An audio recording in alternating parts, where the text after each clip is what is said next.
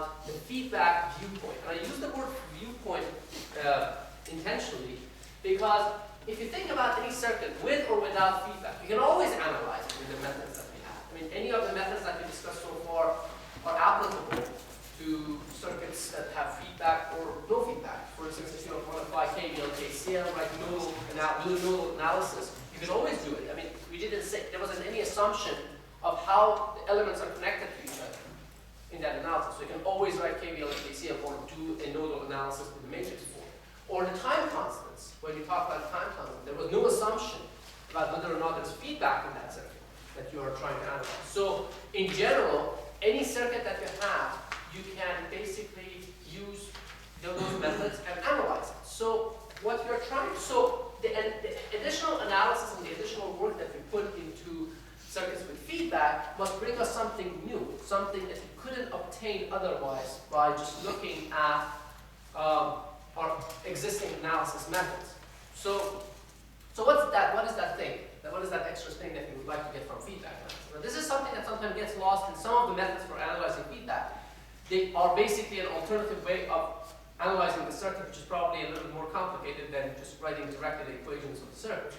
So the thing that you want to get out of this analysis, again, is the ability to design. And the ability to break it down into smaller pieces where we can actually say, well, all right, so if this is the way that my circuit works, this is what the feedback does, so this is how I will choose my components. And these are the corrections to this ideal treatment of this thing, and we'll see how it works in the next few lectures as we go forward. And that's why we call it the viewpoint. So there are some ways to look at this. There are quite a few techniques here. But the point of all of these techniques is to create an arrangement, a treatment that allows you to design circuits. So we'll ask you from time to time, say, okay, well, if you want to use this feedback circuit, what does it do? If you wanted to make its gain around this, you have 10 seconds to choose the components, or like 5 or 10 second design exercises. The point of those things is to be able to identify the first order thing and be able to design it first order very quickly, and then look at the correction terms as we go forward. So, having said all of that, so you're all familiar with the concept of feedback. The concept of feedback is basically when you apply some of your output comes back to the input. So for instance, let's say you have an amplifier. Now, a lot of times in system approaches that, for instance, when you're looking at linear system kind of thing, there's a lot of discussion about feedback. Most of the control theory revolves around feedback. But the way you think about it in those settings is slightly different from the way you think about it in circuits design. A lot of concepts are similar and shared, but the point is that in system design, you are really working when you draw something like this. Let's say you have a gain and a feedback block, and you have a subtraction or a summing junction like that. You are truly thinking about unilateral blocks where signal flows only from this end to that end. It's kind of implicit. They never explicitly talk about it. But the way they analyze it, the assumption is that only signal goes through this way. There's no signal coming back this way, for instance. Or here, more importantly probably, in a feedback network, the signal only goes this way. So it's a unilateral system. And there's no signal traveling from here back to the input. And you will see that in circuits this actually happens. And we'll learn exactly how to account for these things. And we'll see in the longer run, in the next few lectures, that when you have bilateral systems, you have actually signal traveling in both directions. And even signals going in clockwise direction and counterclockwise direction. And then all of those things will have some impact in the overall behavior of the system. So this representation, while very useful for a lot of system things, may not be the best representation. So we'll draw something that looks very similar to it, but we make a distinction. So I'm going to erase this. And think about it slightly differently. I think I have an amplifying unit. Something with gain, with two inputs. I call them UI plus and UI minus. Probably should put them inside.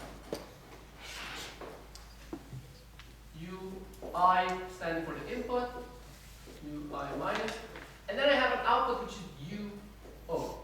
Now, what I'm thinking about here really is that UI and UOs are voltages and currents. It can be a voltage or a current, either one of them. So both the UIs could be voltages or currents, and UO can be voltage or current. And what I'm really thinking about is a box that really looks like this. I have inside. Now, depending on the choice of UO, it may be a voltage source or a current source. So in this case, let's show it as a voltage source. And then I have the two inputs, UI plus and UI minus, which can be currents or voltages. And this dependent voltage source is really A times UI plus minus UI minus. This could be a current source or a voltage source, UI and UI plus and UI2 minus would be voltages or currents. Now this is important because then you're making a distinction about the impedances and all those things, and we'll see what how it matters later on. So you have something like this, and let's say you have a gain here, which could be voltage or current gain, because we didn't say which one, what kind of voltage or current sources they are. And inside, so this, when I show this, basically I mean that.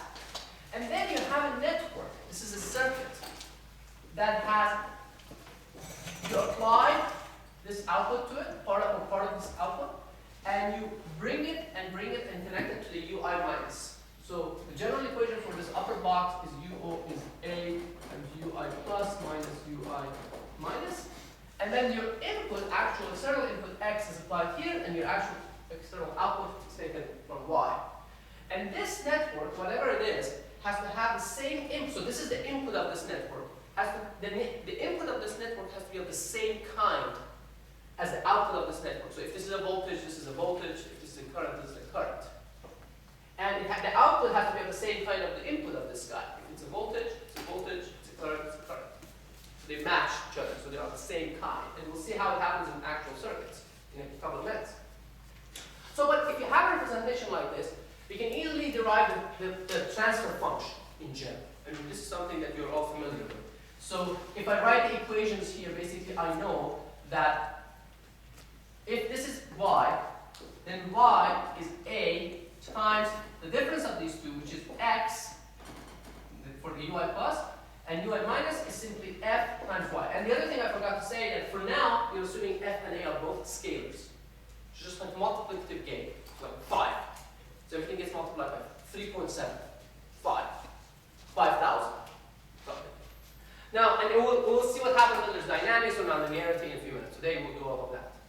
But just we'll do these steps. So first is that, and this is a simple equation to solve, so if you solve for y over x, which is basically the transfer function by definition, you basically see that it's a over 1 plus an, the familiar expression that we have.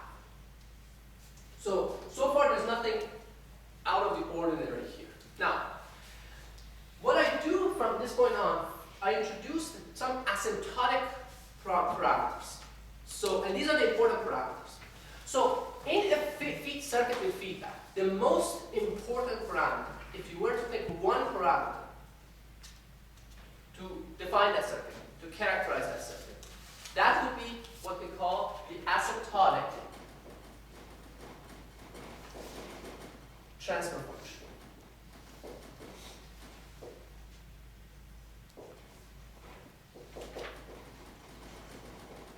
Which we show as h sub infinity. And we'll see why there's an infinity in the substrate. This has nothing to do with h infinity control. First of all, that infinity is in the superscript or something like that, h infinity norm basically. It has nothing to do with that. This is just a completely different thing. But it's called asymptotic transfer function. Now, what is the asymptotic transfer function? It's, first of all, it has several qualities. It's always defined with respect to an element, like a dependent element, dependent source, a current-dependent current source, or dependent voltage source. In this case, we had a voltage or current source dependent inside. So we'll define it with respect to that. And the way it's defined is that you say that the gain of that unit, or that source, is scaled by factor k. So now I'm scaling this by factor k, and I let k go to infinity. So what the transfer function looks like when k goes to infinity is defined as asymptotic transfer function. Basically, in this case, I'm making the gain infinity. But I do it by scaling the source, and we'll see why it's important. And in the case of when you see actual transistor circuits, you will see how it's done and why it needs to be scaled this way. So this is the definition of the asymptotic transfer function H infinity. Okay? And this is the one most important parameter about a feedback circuit. If you have 10 seconds to determine something, this is what you want to determine. Because what it is, it basically tells you what is the transfer function of this circuit with feedback under ideal circumstances, when there are no non-idealities in this, when there are no imperfections. If the gain were infinity, what would it look like? So this is what the circuit and you are striving to achieve. And there are basically, in this approach, there are two correction terms that come later, we'll talk about next time, which basically are corrections to this, basically, to get you from H infinity to the actual H. They relate H to H infinity. And we'll determine them next time. Today, we'll just deal with H infinity. And we'll see how much you can learn from just basically looking at H infinity. Just that asymptotic transfer function. Now, that asymptotic transfer function goes with something that's a generalized form of something you may be familiar with, which I call the asymptotic equality principle.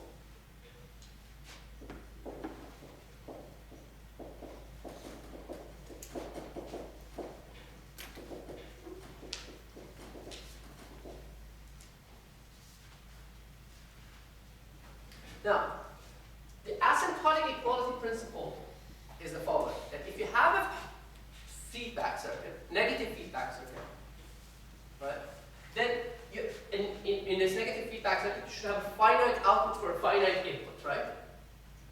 Now, if that's achieved under k going to infinity, asymptotically, then there are two things that have to be equal. So in this case, if this output is to be finite when k goes to infinity, so when k, just color here, when k goes to infinity, and y is finite, in this case you have negative feedback, right? So y is finite, k is going to infinity. What can we say about this circuit? If k goes to infinity and y is finite, it means that k a times ui plus minus ui minus is finite. That's that one, right? But now, k is going to infinity, so something must go to 0 for this to remain finite. A is a constant. So that means that when k goes to infinity, for this to remain finite, means that ui plus minus ui minus needs to go to 0. Which, in other words, means that ui plus is asymptotically equal to ui minus. Now, this is a very powerful principle. You may have used it in the case of op-amps, and sometimes they call it the principle. I mean, that's a special case of this, and we'll see how it's generally applicable in the case of circuits with transistors and all those things, and we'll apply it to every single example we do today, essentially. But this examples in the op-amps, you may have seen the virtual ground principle or something like that, where the two inputs become large. You assume that they are like at the same voltage or something like that. But this is the more general thing. And that's why I call it asymptotic equality. So the asymptotic equality is this. So it says in this case that these two, whatever they are, voltages, currents, they are asymptotically equal. And what that does, it allows you to determine the transfer function, the asymptotic transfer function directly. So in that case, you can basically very quickly see what the output is in terms of the input. Now, of course, from this equation you can see that this is basically 1 over f in the limit. If you scale this by k and scale this by k and take the k to infinity, you will see that it becomes 1 over f. Now, in some of the circuit feedback treatments that you see around, they basically go a lot out of their way to determine what f is and then they plug it into this equation and then you don't know what a is. The problem with circuits is that, particularly if you have transistors involved, it's sometimes difficult to separate this from that. They're all intermingled. They're all combined into one thing. They may all be part of the same element. So it's very difficult to separate one from the other, and then you have to say, okay, I've taken this out, what do I do with the loading, and etc., etc. You will see through the example that when you apply this, you don't need to do any of that. You can basically maintain the circuit, you can maintain the loop close, and you can determine everything about the circuit. You can determine the exact transfer function if you want, you can determine it approximately, and then if you want to look at the stability, we'll talk about it later. What's the difference between loop gain and return ratio, which will be the discussions of the following lectures. But for now, we'll use this. Okay, so much just talk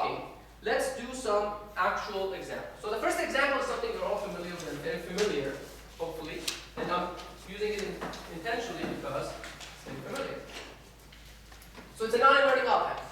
It's probably the most similar thing to that representation, right? So let's go to example 1.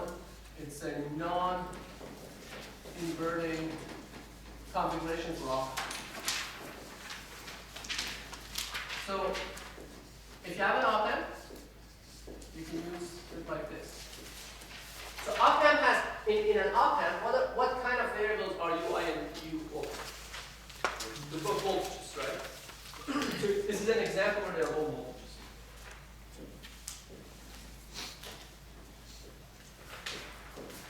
R2, R1. So you have a gain A. What it really means is that you have a voltage source inside A times the difference of the input voltage, right? UI plus minus UI minus. That's what it means. And then your input is applied to your X, your output taken from their Y. Okay, so let's apply the asymptotic equality principle. What I do, I scale the A by K, and let K go to infinity.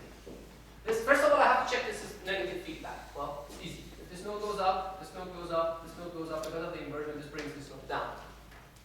So it's a negative feedback.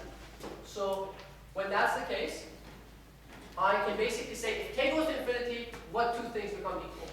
These two have to be equal if you want to get finite output. Right? Otherwise you get infinite output. So these two have to be asymptotically equal. And what that means that whatever X is, so let's call this V in to V out, since they're voltages. It means that this voltage, the system works out, the feedback works out in such a way to force this voltage to be equal to that.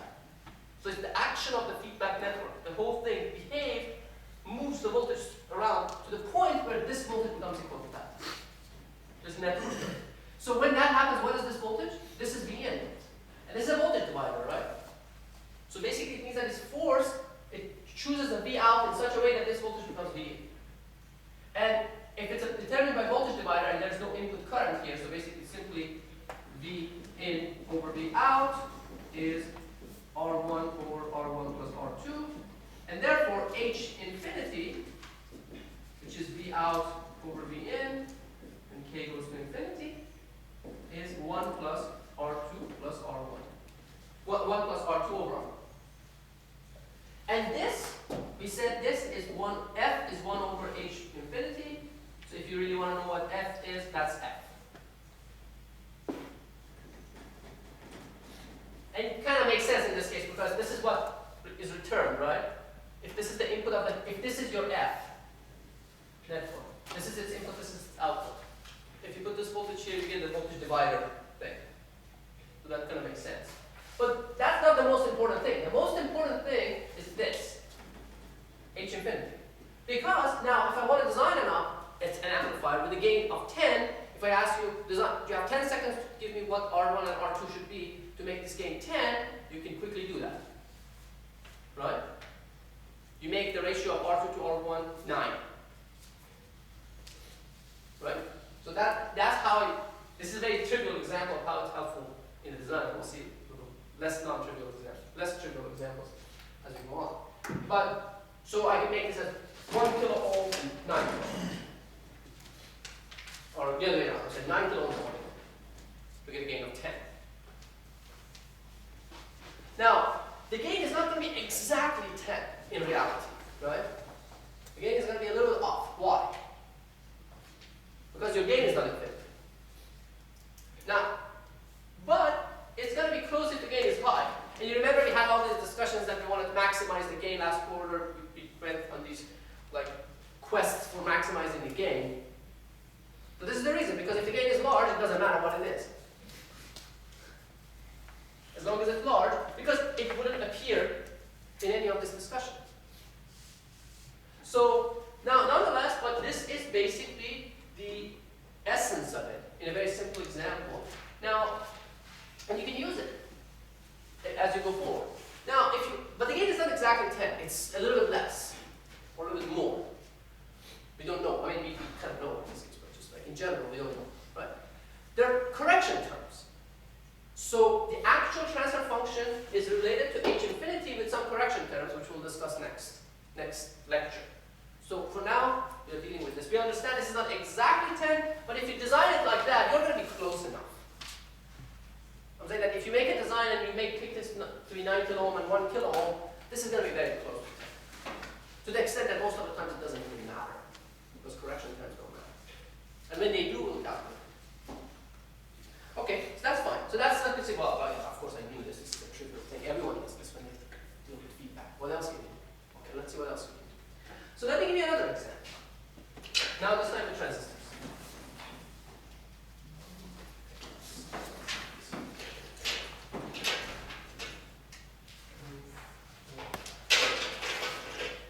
So this time,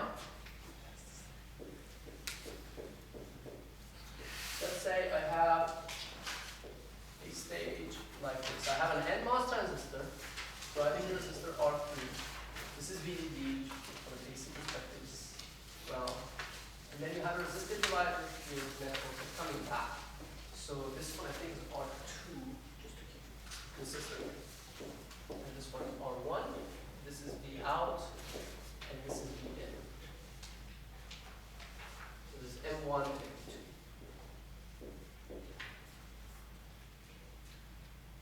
Now, you may have heard names for different kinds of feedback. So there are like 4 different kinds of feedback. And the good thing about this analysis, our approach, is that it doesn't matter what they're called. I just tell you what the naming convention is, so when we refer to them, you know what they're talking about, because we need to call them something. But it doesn't matter. And then we will see what the actual criteria for saying what kind of feedback network you have is when we talk about the Blackman equation, like in a few lectures now. But that will tell you exactly, mathematically we can determine what kind it is. And one thing I can tell you right away, the kind of feedback similar to the nature of zeros depends on when you take the input and output. So you can have the same circuit. If you take the output from one node, it becomes one kind. If you take the output from another node, it becomes another kind. So it's not that the circuit is inherently a certain kind. In this case, it's a series shunt.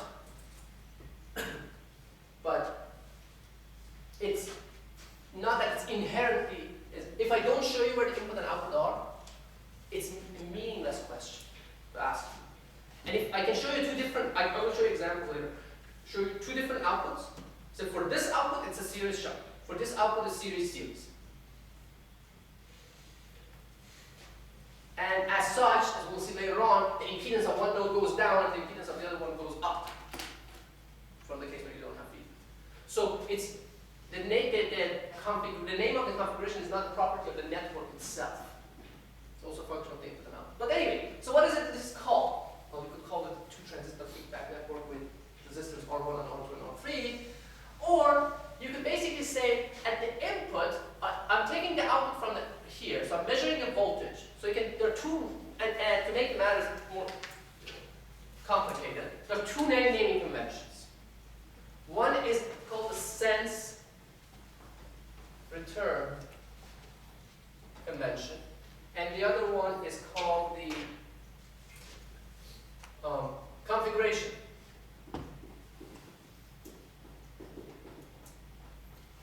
And to make the matters worse, even worse than that, they have different orders of the input and output. So in the case of configuration, you show the configuration of the input first, and then you write the configuration of the output. And then in the case of sense return, you show what's sensed, which is usually sensed at the output first, and then what's returned in the input. So whoever came up with this, I think this was done next, just really wanted to confuse you.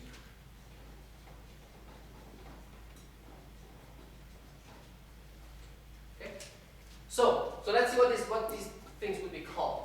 So if I'm measuring a voltage, this is more intuitive actually in a sense, but this is more common. So I'm measuring a voltage, and I'm measuring the voltage, sensing the voltage, and returning a voltage, like that op-amp thing that we had before, the voltage-voltage feedback. But now, to measure a voltage at the output, what do you use to measure voltage? A voltmeter, right? A voltmeter goes in parallel, goes in shunt. So it would be shunt at the output, and then you're adding 2 voltages or subtracting 2 voltages. To add 2 voltage sources or subtract them, what do? You put them in series or in parallel? You put them in series. So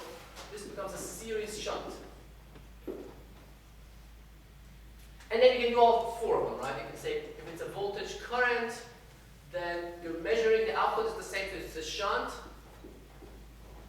and the input is going to be shunt because now you're adding two currents or subtracting, they're in parallel.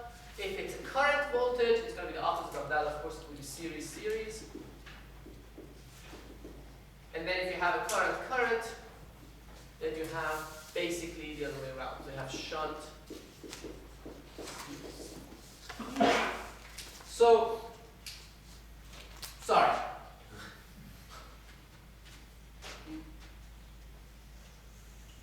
I apologize on behalf of all the people who made these this way. But anyway, so you need to know these, but you can understand what it means. So when we talk about the configuration, we start with the input, so you name this, and then you name that. And we are taking, otherwise, if you're doing a sense return one, of course, you're sensing at the output and returning it. Anyway, so this case, you're taking this voltage and putting it in series with the input. So you're subtracting. So it's a series of the input, and you're measuring the voltage at the output. It's a shunt measurement. So it's a series shunt or voltage-voltage feedback. Yeah. Isn't it feedback in the output and currents and not voltage? Not really. You're looking at the output voltage. If I were taking the current from here. Well, I would say that I'm measuring the current of our. See, that's the problem with these. Exactly. So it's exactly, that's a good question you're asking. She says, okay, well, but you're really taking the measurement of the current. But I'm not really measuring the output current, right? Because the output current could be going this way too. You could think about it that way, but there's some ambiguity. So when we talk about Blackman equation, then we know exactly what it is. Basically, if the output impedance is going down, it's a shunt. If the output impedance is going up, it's a series. And you can have something that's a combination of two. And there are circuits that have a combination of two. So it's a question of whether it's going down or up. But there's a very formal way of doing this. So the only reason I'm giving you these names is that so you can make a connection to what the rest of the world says. But I think they're completely unnecessary. It doesn't matter. The names don't matter. Anyway, so much said for that. Let's analyze this circuit. So I have a voltage here, so I can do it without drawing the small signal model, but I will do it for the next few examples because that will clarify things. There wouldn't be any ambiguity. So I'm going to draw the small signal model for this. I'm going to use the T model on M1. You could use the pi model too, but so if this current is IS1, this is IS1. This is ground now, of course. This is R3. This voltage is VGS2. Now here I use a pi for that one, but the source is grounded, so it makes life easier. And this is RM1, this is V in, this is V out. This is GM2 VGS2. This is what the circuit looks like from small signal perspective, right? So how do I determine my asymptotic transfer function? I have to choose a source and do it with respect to the source. You remember, I said, and I will repeat this multiple times, the asymptotic transfer function is defined with respect to a source. So if you choose a different source, in general, you can expect to get a different asymptotic transfer function. And when we do the other two measurements, we get the other two parameters that we'll do next lecture, they have to be done with respect to the same source to give you the exact result. So if you pick one source, you stick with it, and calculate all three parameters to get the exact result. So what does an actual source do? I mean, the source closest to the input probably gives you the most natural results. And in this case, they both give you the same result if you pick this one or that one. So it's not going to be a major problem. But in general, so I have to scale this source. Now, what does this source really mean? It's really an alpha, right? Because that's what it was. But since alpha was 1, I didn't show the alpha. So it's really like an alpha I. So it's like it has some gain already. But the gain is 1, so I didn't write it down. But now I have to scale that. So I write it as K IS. It's really K alpha IS1, but alpha is 1.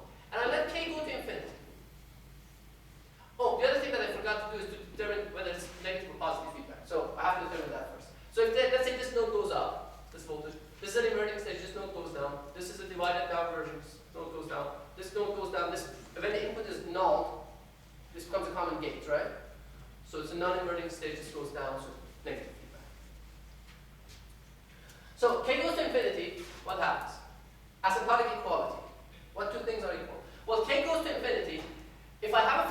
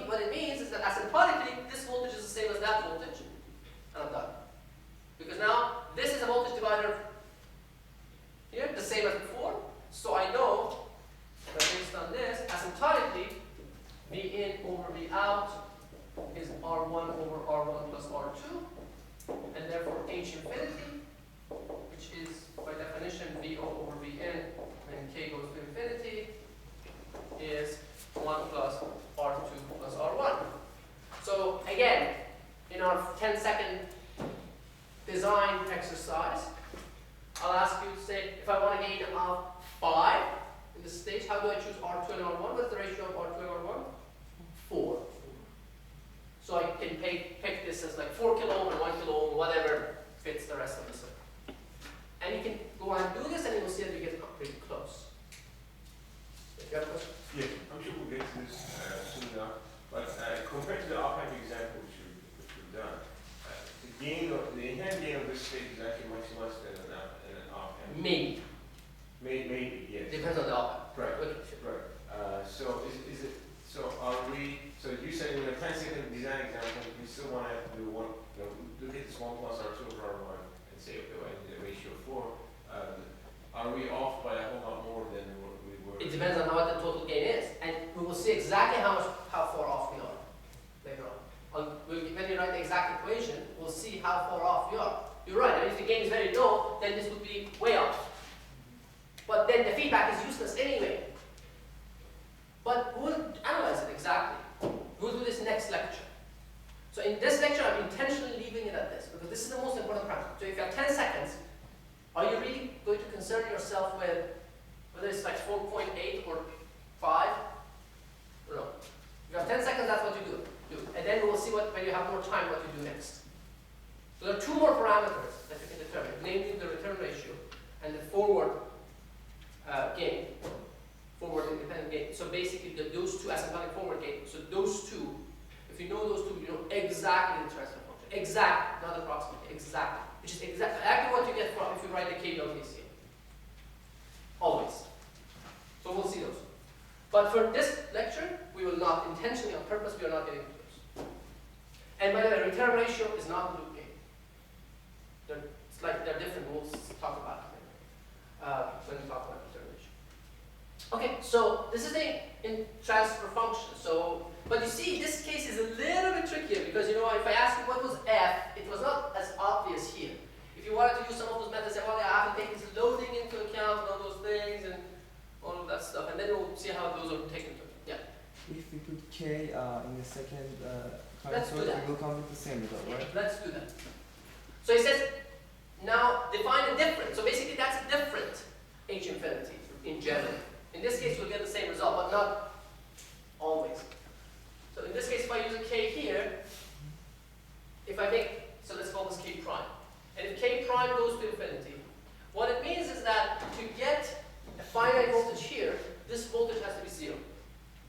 VGS, which means this voltage has to be 0, which means that this current has to be 0, which means that IS1 has to be 0. There's no k here anymore, right? Which means the same thing. These are forced to be equal. In general, it's not. So in this case, you get an h infinity prime, which is equal to h infinity. But in general, for the most general case with multiple certain transistors and multiple paths and everything, this is not necessarily true at all frequencies. So how do we know that the H infinity that you're using is the best one? I mean, the You don't know. closest one. You don't know. You pick the one that's usually the rule of thumb is that, and this is a rule of thumb, is the one you try to pick the one closest to the input. But you get something.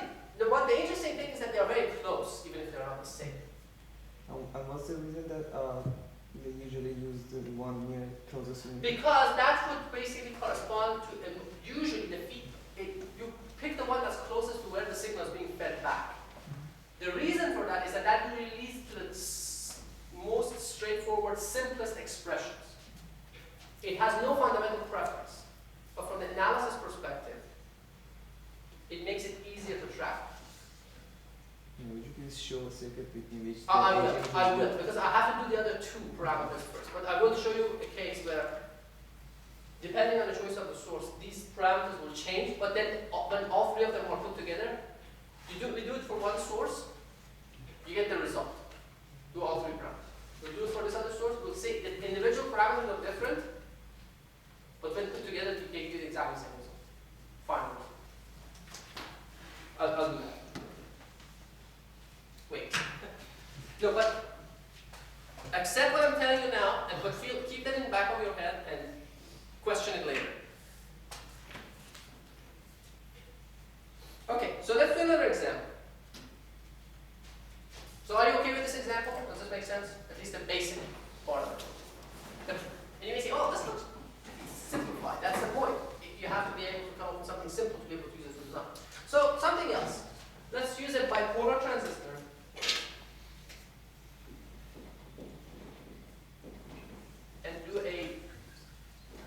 current or shunt-shunt.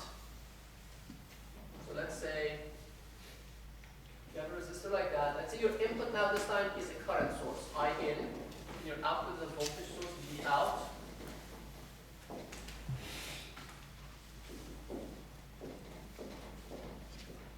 And you have a bipolar transistor like that.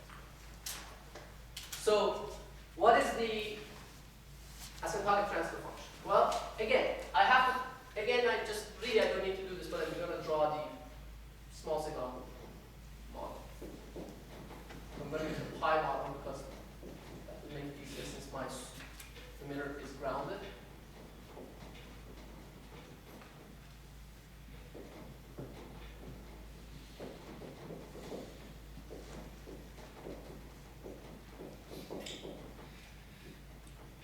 Okay, so this is the way this circuit looks like. So this is V pi, this is GM V pi.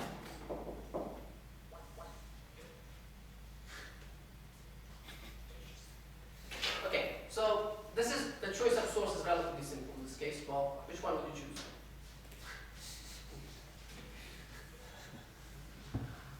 So, what would you choose? Which one would you choose? Well, I think it depends on the source of the right? There's not very many. So I pick this, I scale it by k. Remember, I'm not changing GM, I'm scaling it.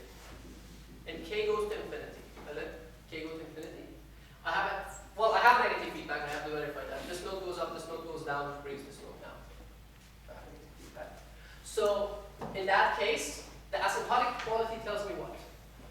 That to get a finite voltage at the output with infinite k, this V pi has to be 0, which means that this current is 0.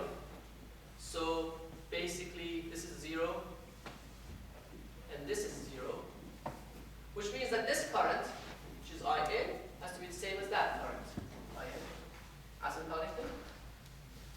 So if you really want to think about it, this is your UI plus, this is your UI minus, right, in that model. This is your UI, this current is UI plus, this current is UI minus. And, okay, so these are equal, so it's trivial, right? Now, so this voltage is 0, I want to determine this voltage. So this voltage is this current times this resistor.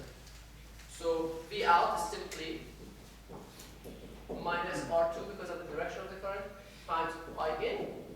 Therefore, if I just find my H infinity as VO over I in, when k goes to infinity, it is going to be minus R2. So this is a transconductance, or transresistance in this special case. Which means that it's the gain of a system whose input is a current and its output is a voltage. It has to have units of ohms. It has to have units of impedance. So it's R2, whatever resistance you put there, it's going to give you the gain on this thing. So if I wanted to make that 1 kilo ohm, I put the resistance of 1 kilo ohm there. Okay. Let me do another one. Let's do one more.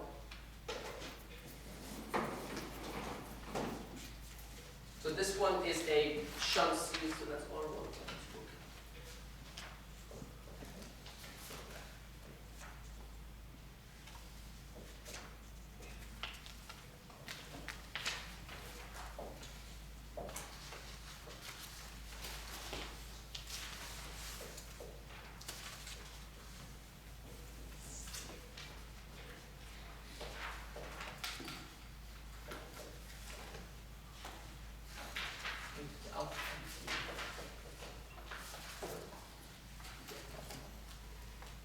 And I have an input current and an output voltage. This is M1, it's M2. And so it's again another transconductance stage, but it's a little more complicated now, right? So in 4 resistors, I'm taking the input from here and output. So let's look at it. First of all, in the absence of an input, let's see what kind of feedback I have. So if this is a current source, being null means that it's open, so it's just out of the picture. This node goes up, this node goes down, it's an inverting state. This node goes down, this is a follower from here to there, and a gain stage from there to there, right? But from here to there is a follower, so this goes down, which brings this down, so it's negative feedback, right? So,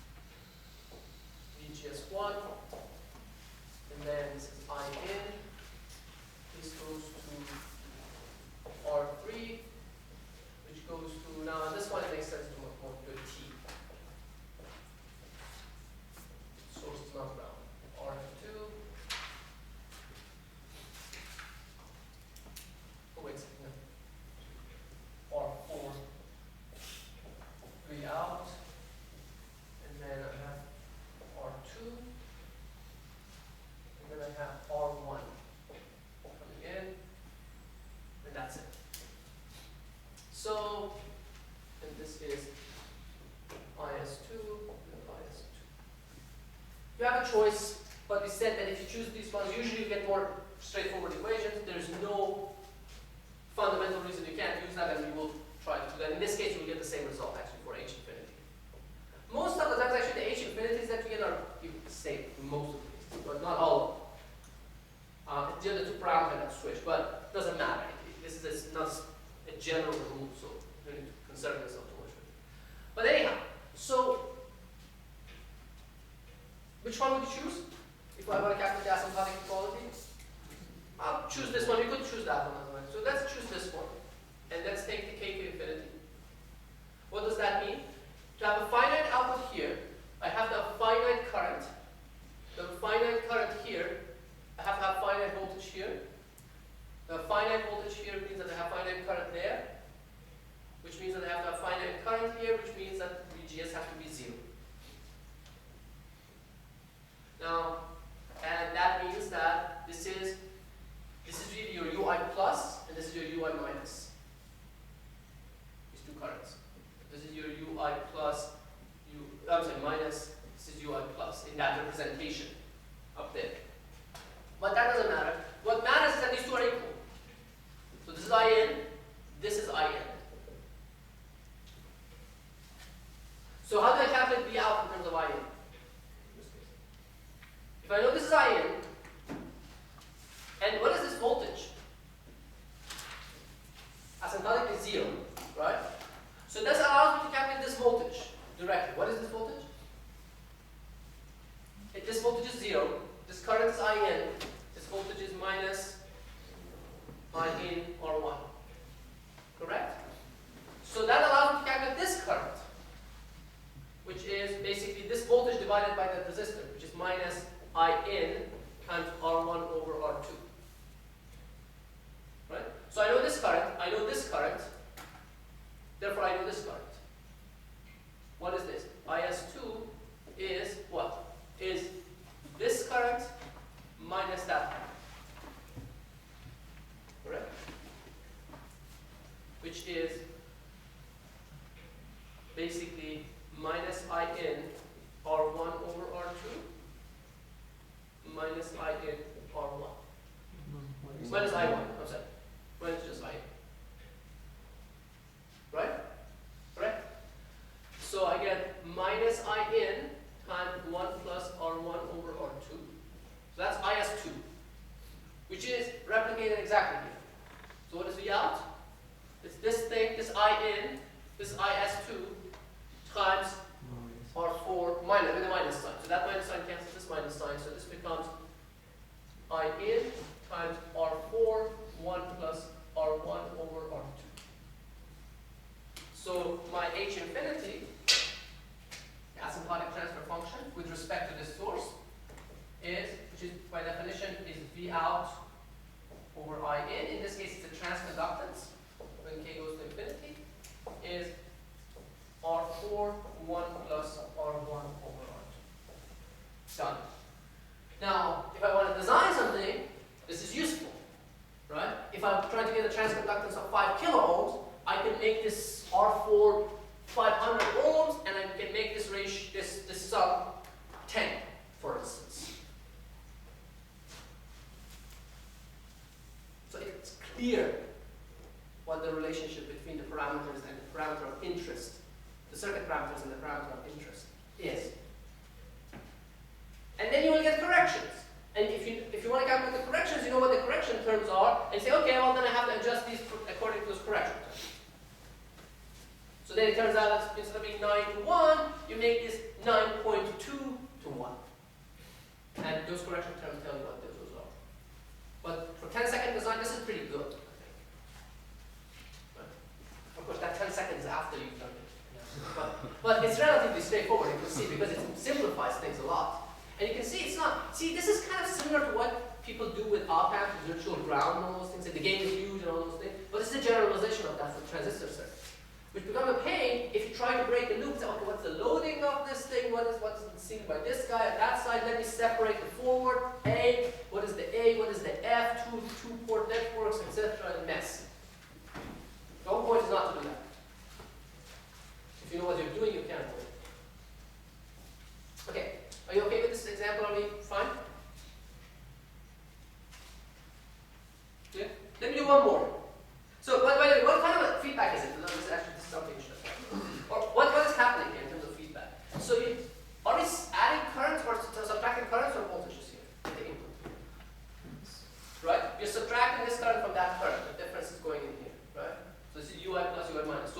have current separation. You can see they are parallel. This is coming in parallel with your current source. So it's shunt at the input, or the return quantity is current. What are you measuring? You're really measuring the current of this. The output is determined by this current. So you're measuring that current and feeding it back. And to measure current, you have to be in series. You see, you're in series with your output network. You could argue it. And so it's a current feedback.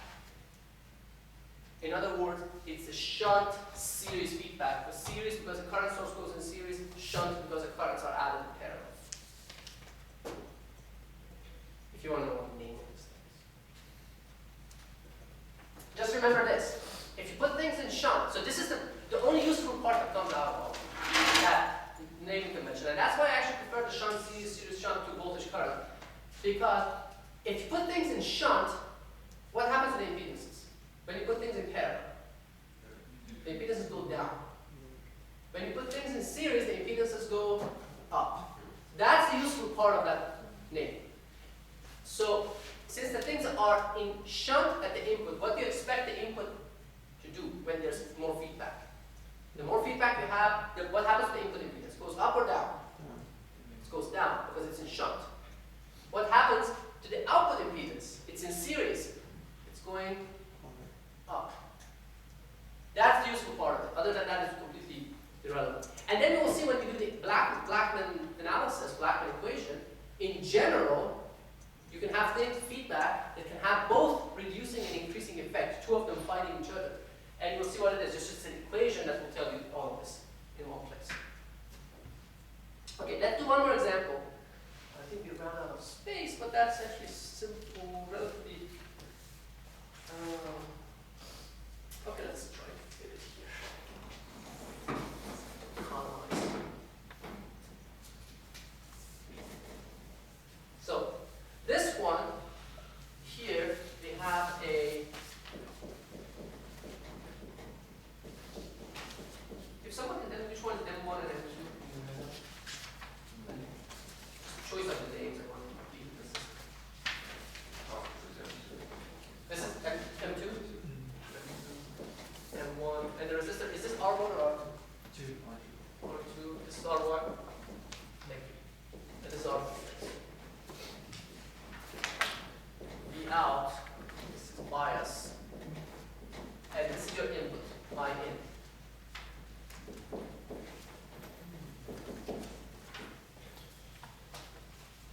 Okay.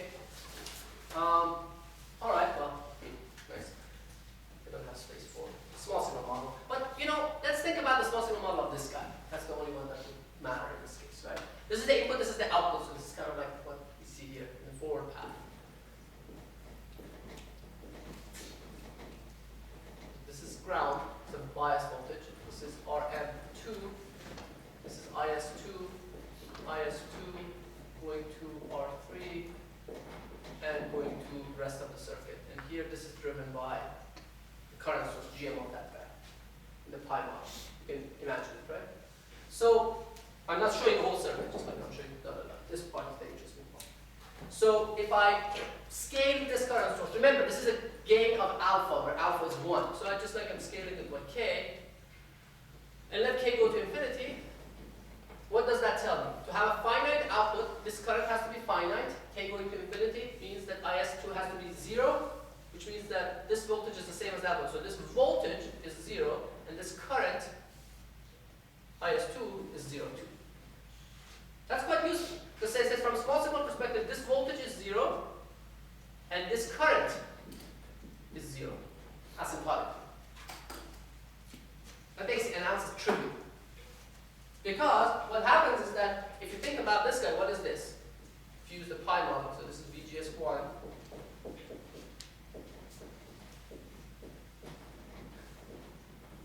And then this is going to that node. Right? So if this current is 0, if this is IN, from a small signal perspective, lowercase IN, what is this current?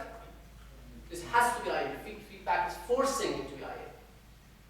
If you have enough gain, the feedback will force this transistor, the input voltage, to be the voltage necessary to make this IN.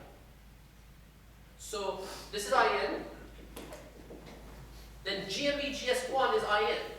So I know IN is GMVGS1. But what is VGS1? How is it related to V out? It's a voltage divider, right?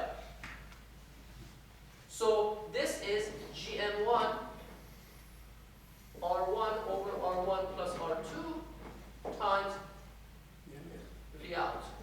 And that's IN. Therefore, my H infinity is by definition V out over IN when K goes to infinity is 1 over GM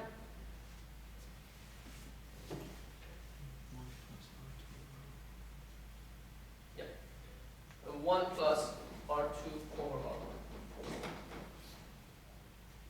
GM1. Now this is interesting, isn't it? This is again another transimpedance stage. It has a current input and a voltage output as a whole, right?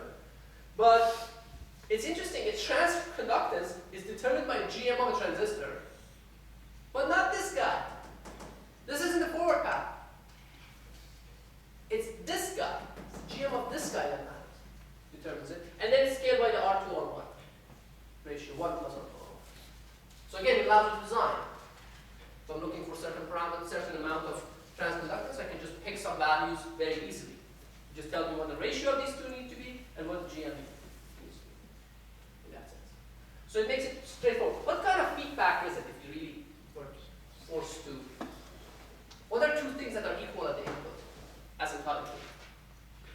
Two currents, right? So it's a current at the input. The return quantity is current. So the current, and they're in parallel. This current source and that current source. So it's shunt at the input. So you expect the input impedance to be low, become small. It's a good thing if you are making a transimpedance amplifier. If you want to make, when would it be a useful thing to lower the impedances? Let's say, for instance, if you have a large capacitor on that node. If you want to lower the time constant, one way to do that would be to make the impedance go down. So this is a good input for something that's highly capacitive. How about the output? You're measuring a voltage read, right? So you're a shunt at the output. So the output impedance is going down too. So it's a shunt-shunt, it's a series-shunt. It's a shunt-shunt stage.